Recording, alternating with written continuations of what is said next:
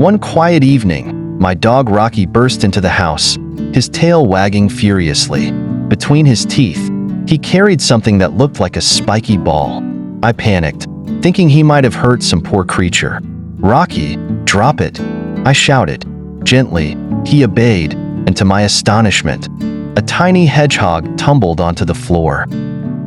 The little creature curled up, trembling with fear. It was clear that Rocky had mistaken it for a plaything, or perhaps even food, but there was no harm done. Only a scared little hedgehog and a very confused dog. I picked up the hedgehog carefully, feeling its tiny spikes pricking my palm. "Don't worry, little one," I whispered, wrapping it in a soft cloth. Over the next few days, I cared for him, naming him Spike. He quickly grew comfortable, his shyness replaced with an endearing curiosity. Rocky, however, was fascinated. He'd sit by Spike's enclosure, watching him with his head tilted.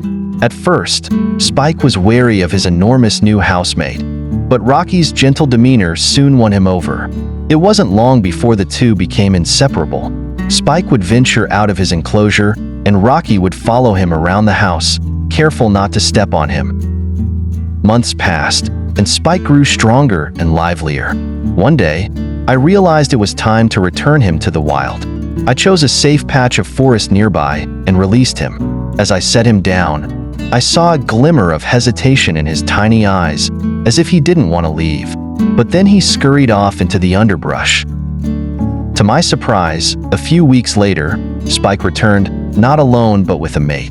Soon, they had a family of tiny hedgehogs. Rocky's excitement was unmatched as he carefully observed the little ones. Spike had not only found his place in the wild, but had also built a family of his own. What started as an accidental encounter turned into a beautiful friendship.